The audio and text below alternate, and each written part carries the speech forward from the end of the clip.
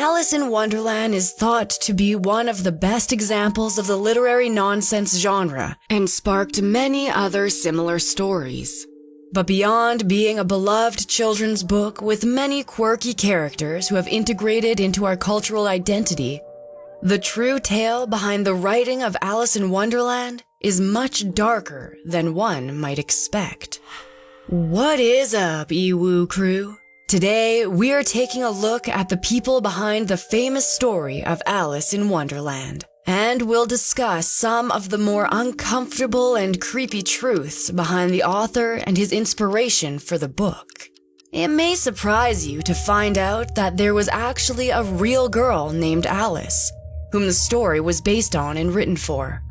In fact, many of the more outrageous characters were based on real things, including the White Rabbit, the Mad Hatter, the Cheshire Cat, the Queen of Hearts, and the Dodo. Yet, despite being a book written for children, the truth behind the real Alice is anything but kid-friendly. If you enjoy true crime, mysteries, and true stories, be sure to hit the like button and subscribe. Now, follow us down the rabbit hole, and let's get into it. The Adventures of Alice in Wonderland was written under the name Lewis Carroll, but no such person ever existed. Lewis Carroll wasn't a real person, but the pen name for Charles Ludwig Dodgson. Born in 1832 England, Dodgson was one of 11 children. Growing up, he was known to entertain all his siblings with his made-up stories and games. As a young boy, he suffered from dyslexia and a terrible speech impediment that caused him to stutter.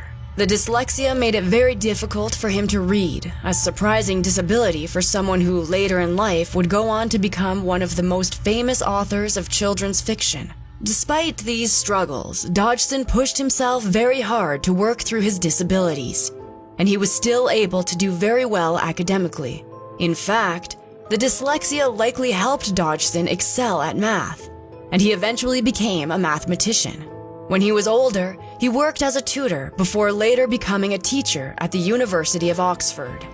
He was reportedly a strange young man who grew into a rather awkward and shy adult, but was described by those who knew him as a devout mathematics scholar and pure of heart. Dodgson allegedly stated that he got along best with children, as they were kinder and easier to be around than adults. In fact, throughout his life, he had frequent relationships with children, but recently, these seemingly harmless relationships have been thrown into doubt. Having written creatively often in his youth, Dodgson already boasted great literary accomplishments, such as having his work featured in magazines and national publications. Still, the ever-humorous author was quoted as musing, "I don't think I have yet written anything worthy of real publication, but I do not despair of doing so someday." It seems the multifaceted young man was humble in his writing skill, but had his sights firmly set on furthering his expertise in the discipline. While at Oxford, Dodgson met the Dean of Christ Church, Henry Little, whom he occasionally worked alongside. Dodgson first befriended the dean's son, Harry, who was 9 at the time, when he himself was around 30. During the Victorian era, there was a trend at the time of unmarried young men being seen as uncles of sorts to families. In the uncle role, these young men would be welcomed to dinner and go on trips with the family, like an extended family member, though they were often not related. Dodgson fell into the uncle role with Harry, and he taught him math, and they would often go rowing together. As Dodgson was an avid photographer, the Little family hired him to take pictures of the entire family. It was there that the family's relationship with Dodgson really blossomed. With the parents' blessing, Dodgson would frequently take the little children on outings, such as picnics or boating down near the River Thames. It was on one of those outings, on July 4th in 1862, that Dodgson and another male colleague took the 3 little daughters on a rowing trip. This was not unusual, as he had taken them out on trips a few times before.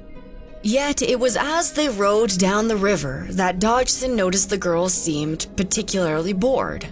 He attempted to entertain them with a story, much like the ones he had told his own siblings when he was younger.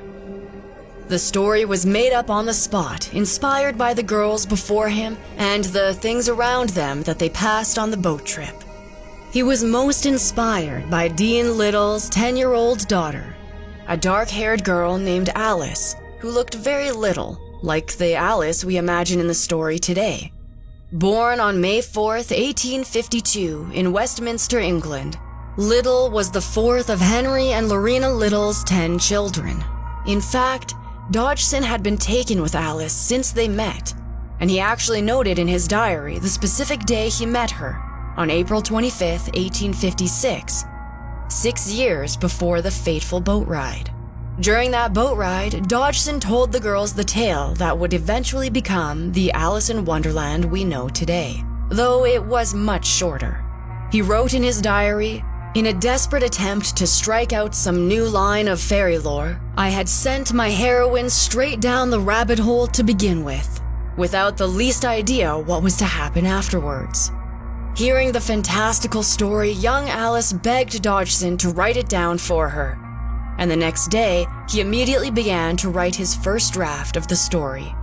After a month of hard work, Dodgson once again took the girls up the river for a boating trip, where he told them his latest version of the story, expanded with new characters and adventures. After receiving their approval, he set about finding other children to read the story as he made changes. It took him about a year as he continued adding to the tale of Alice until finally it had doubled in length since his original draft. Dodgson practiced illustrations for the storybook by sketching real rabbits. He also tried to copy Alice's face from his photographs of her in meticulous detail, but apparently his images were never used because all of his characters always looked too sad. In order to publish the children's book without any ties to his academic career at Oxford, Dodgson invented the pseudonym Lewis Carroll. This moniker was roughly based on his real name, Charles Ludwig. Lewis was the anglicized form of the Latin word for Ludwig, while Carroll was taken from the Latin word Carolus, which was adapted from Charles. In 1864, Dodgson gave Alice Little a handwritten version as a Christmas present. It was titled Alice's Adventures Underground, and he inscribed the first page to say, "In memory of a summer's day." He apparently referred to young Alice as the person without whose infant patronage I might possibly never have written at all. The first version was still shorter than the later one that was published and didn't have any of the characters of the Mad Hatter or the Cheshire Cat, who would be added later. At first, the Littles seemed excited about having a story written that was inspired by their daughter, Alice.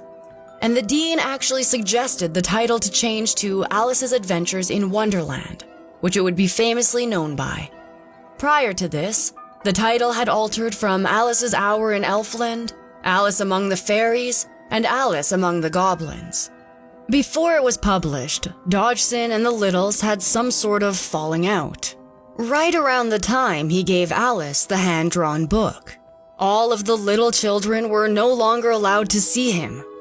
Beyond being colleagues, the dean and Dodgson had been close friends, and the Littles trusted Dodgson enough to take their daughters out without them present. But seemingly out of nowhere, they cut off all communication with him. What may have happened between them is something that has been speculated about for years. And many have assumed that Dodgson did something inappropriate to Alice, which resulted in the family cutting off all communication. But there is no evidence of this. Looking back, Dodgson seemed to have a fascination and almost obsession with young Alice. But there is little evidence to say what actually happened between them. Dodgson was known to keep a diary, but the pages where he recorded the day that resulted in the rift have been mysteriously torn from the book and never been found. Because of this, there have been countless assumptions and theories about what those pages may have contained. The only real piece of evidence we have that something untoward may have occurred between Dodgson and Alice is the sudden rift. The Littles, both the parents and children, all stopped seeing him for several months, after which the dean and his wife, Lorena, slowly started to socialize with him again. But he was never again allowed to see the children and definitely not allowed to take them out for picnics or boating. It is certainly curious to wonder what Dodgson could have done that would lead the Dean and Lorena to forcefully extricate the man from their children's lives, but maintain a cordial relationship with the bachelor themselves. In his diaries, Dodgson is said to have written frequently about his battle against sin, where he begs God for the strength to resist his sinful desires. Many have assumed that Dodgson was writing about his feelings for Alice, but Alice is actually not mentioned as often in his diary entries, as one may assume. In fact, he never actually names exactly what he means by sin. Some of the rumors circulating about what may have caused the cleft between the family and Dodgson include that he may have proposed marriage to the young Alice. For the Little family, it would have been alarming to have the 30-year-old Dodgson try to marry 11-year-old Alice. It would certainly explain why the Littles pulled away from him, and Alice was never allowed to be alone with him again. There is another theory that casts a better light on Dodgson, and is one that is supported by some historical evidence. In this theory, it is not Alice who Dodgson has fixated on, but rather her mother, Lorena. Lorena was wildly known to be a great beauty, and rumors at the time said that she was secretly in love with one of her husband's colleagues. Could this have been Dodgson? It would certainly explain why the Dean would not want Dodgson anywhere near his family. As well, his diary entries about sin could be interpreted to be his thoughts on adultery and his feelings for Lorena, not Alice. But again, this is only speculation. There is evidence of his relationships with grown women, and so it seems that he did not have a fixation with only young girls, as many believe. As a photographer, Dodgson took many photos of children, and the photos that he took of young Alice are some of the only surviving evidence that hint at Dodgson's creepy obsession with her.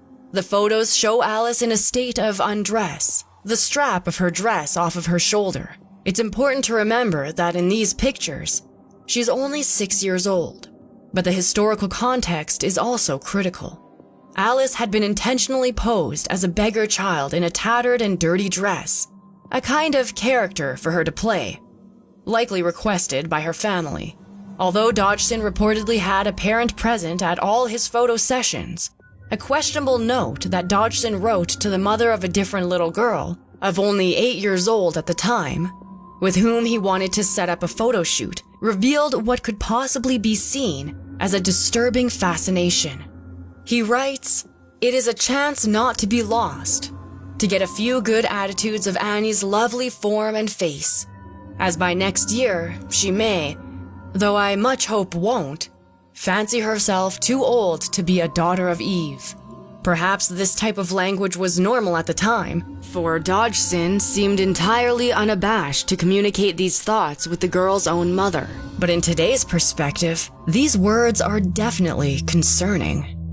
The troubling photographs were taken long before Alice in Wonderland was ever cooked up, and so her parents had seen them and still allowed their daughter to be around Dodgson for years. In fact, the Littles had kept a hand-colored copy of the photo in a case in their house. Therefore, we can probably rule this strange photo shoot out as being responsible for the falling out.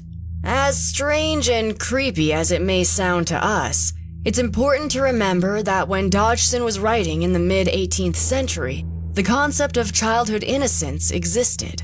The Littles likely saw nothing wrong with Dodgson's interest in their daughter, nor the partially dressed photos, because they believed that no one would have inappropriate feelings or inclinations towards a child. It just wasn't something that they could understand. It was not a common concept that the average person would even know occurred.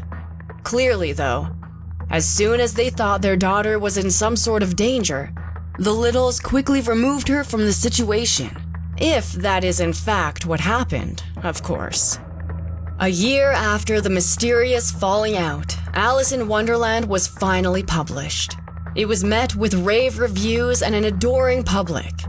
one of the many reasons it has never been out of print since its 1865 release date. Besides being inspired by the real Alice, Dodgson also looked to other things around him to create his magical world and absurd characters, including other people, common expressions, and songs. The White Rabbit character was said to be inspired by Dean Little, Alice's father, who was a very busy man at Oxford and was reportedly always in a hurry and checking his pocket watch before he would run off, often arriving late. Besides, he apparently had a small door in his office that was nicknamed the Rabbit Hole. The elusive, grinning, and disappearing Cheshire Cat was apparently based on a few different things. The phrase, "to grin like a Cheshire Cat," was common at the time, which meant to grin broadly and may have originated from ensigns of grinning lions painted in Cheshire. Furthermore, Dodgson himself grew up in a Cheshire village, where he would have encountered the famous Cheshire variety of cheese, often shaped into grinning cats. Other characters include the Queen of Hearts, notorious for her cruelty, short temper, and famous line from the book, "Off with their heads." Though never officially claimed as inspiring the Queen of Hearts, it is commonly believed that the moody and legendarily grumpy-looking Queen Victoria gave him the idea for the cruel and selfish character.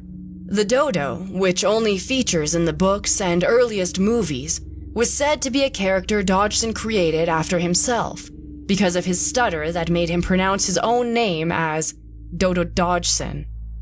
Perhaps the most interesting of characters Dodgson created was the Mad Hatter, who was added to the story before publishing. He is also one of the darker character inspirations. Alice meets the outlandish Mad Hatter at a tea party in the story, as mad as a hatter was another common phrase in the Victorian era. Alluded to a rather tragic true occurrence in history. Hatters, the title for people who made hats, would often use toxic substances, such as mercury, to turn animal fur, usually from rabbit or beavers, into felt for hats. Hatters would often suffer from mercury poisoning from too much exposure to the toxic substance, and it would literally drive them mad. Sufferers would develop mental and physical disorders, such as irritability, distorted vision, mumbled or confused speech, muscle twitches, and tremors that would result in violent, uncontrollable movements called hatter shakes, and other neurological symptoms. Dodgson used mercury poisoning to explain why the Hatter had gone mad, likely made ill by the enormous hat he was often drawn wearing. Many people had theorized that Dodgson had been on something when he wrote Alice in Wonderland. The bizarre characters and world seemed too strange to come from just his imagination, and many think the inspirations had to come from some sort of psychedelic trip. Some believe Dodgson was taking some sort of drugs while writing to influence his eccentric and peculiar story. If he was, it was likely opium, which was very popular and legal at the time. These theories are furthered by the presence of the character of the caterpillar, who is seen in the book smoking a large water pipe and blowing smoke into Alice's face when she nears. Water pipes were frequently used to smoke opium, and the smoke in the story often distorts the reality around Alice. The mushrooms in the story are also magical, and when Alice eats a piece of them, she transforms in size. As well, the bottles marked "Drink Me" and cakes labeled "Eat Me" that have drug connotations and either shrink Alice down or make her grow to the size of a giant. The Jefferson Airplane song from 1967, "White Rabbit," was inspired by these drug-fueled theories. Although it is impossible to know for sure if Dodgson did take any reality-altering drugs, there is really no conclusive evidence. It is entirely possible that the zany author just housed an innate creativity, a skill that wouldn't be all too surprising considering his talent in other avenues like mathematics and photography, and most historians have dismissed these ideas, despite the popularity of the theories. Instead, they have explained that he suffered for most of his life with a terribly painful migraine disorder. Migraines, as many of us know, can cause severe headaches, and some of the sufferers can see auras around people and objects. In Dodgson's case, his migraines were allegedly so bad that he would see strange hallucinations. Not unlike auras, but a little different. Dodgson's particular migraines were actually caused by a rare neurological disorder that would distort his reality. Specifically, it would change the way he perceived the size of things around him, such as his own hands and feet. Sometimes they would appear very large or unnaturally small. Following this train of thought, Alice frequently changes sizes in the story, and this could have been a way for Dodgson to express how his own mind played tricks on him. This strange migraine disorder was officially discovered and categorized in 1955 by a psychiatrist named John Todd, and it has since been known as Todd syndrome. However, it is more commonly called Alice in Wonderland syndrome. After publishing Alice in Wonderland with great success, Dodgson went on to write his sequel. Eerily, several years later, he met another little girl who inspired the second book. And even creepier, she was also named Alice. Was he trying to replace Alice Little?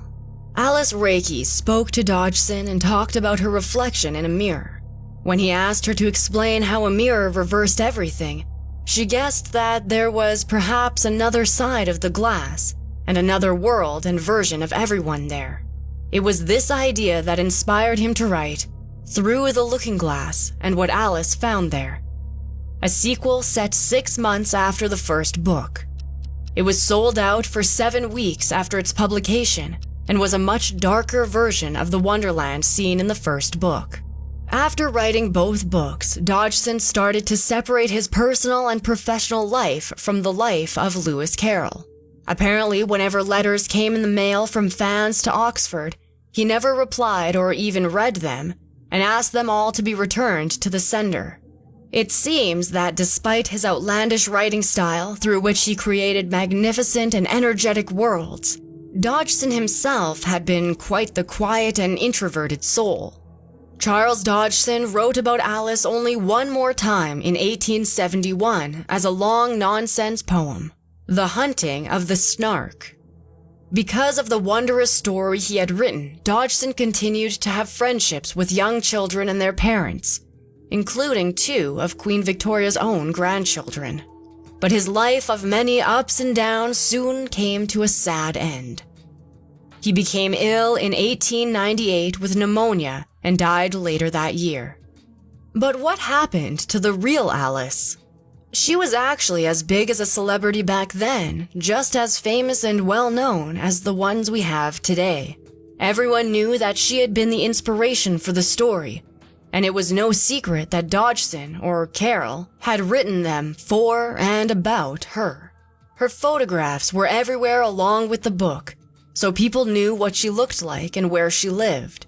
She struggled to go anywhere in public without people asking her questions about Alice in Wonderland. Just like Dodgson, Alice grew tired of the attention and the association with Alice in Wonderland.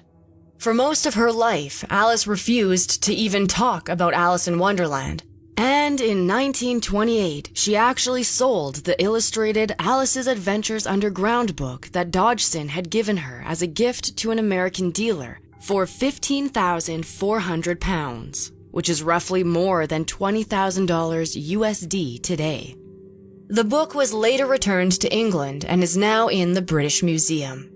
It wasn't until she was 80 that Alice started to accept the association with the book, and in 1932 she traveled to New York City with her son and sister in order to attend a Lewis Carroll exhibition and receive an honorary doctorate from Columbia University for awakening with her girlhood's charm the ingenious fancy of a mathematician familiar with imaginary quantities, stirring him to reveal his complete understanding of the heart of a child. 2 years later, Alice died at the age of 82, but her legacy continues to live on. The idea that Dodgson had inappropriate feelings towards Alice has endured to today, even though there is no evidence of this. Many historians have tried to combat it with their own theories, most of which were discussed today. Even stranger, it is reported that Dodgson, in his later years, actually denied repeatedly that any specific little girl was the muse for his famous Alice character. Audiences contested this assertion due to the fact that Alice Little's full name was included in a poem tagged onto the end of Through the Looking Glass. Furthermore, many assert that hidden references are mixed into the Alice books that directly relate the very Alice Little Dodgson knew so well. But Dodgson retorted that it was his common practice to dedicate his acrostic poems to a variety of girls he knew in real life. That Alice Little was no special exception. Those around Dodgson seemed to have differing opinions about the purity of his character. A man named Vladimir Nabokov, who translated Alice into Russian, allegedly complained that Dodgson had a pathetic affinity to the creepy narrative of Nabokov's own novel, Lolita, which follows an adult man who grows very infatuated with a young girl he knows. Some scholars have proposed rather abstract connections between Dodgson's literary works and his possible hidden inclinations as well, such as when writer A.M.E. Goldschmidt presented an essay psychoanalyzing Alice in Wonderland at Oxford. Here, he made the rather bold claim that Alice's fall down the well was, quote, the best known symbol of coitus. Goldschmidt's lack of psychological training has been criticized when he drew this conclusion, and many think that he was merely attempting to parody the unfounded assertions and outdated techniques of old psychologists such as Freud. Still, even with all this swirling suspicion, many who knew Dodgson in real life described him as a kind and moral man. Regardless, because of the lack of evidence, Dodgson would be remembered with both our modern standards and historical context. He was both a gifted writer and mathematician and a shy, awkward man who preferred the company of children to adults. Whether there is more to him, good or bad, we may never know. The same goes for Alice Little, who should be remembered as a clever and imaginative little girl who sparked the creation of an enduring story. We cannot know for sure what caused such a deep rift between Dodgson and the Littles, one that irrevocably fractured their friendship. But what we can say with certainty is that the world of Alice in Wonderland has a history that is darker and more interesting than fiction.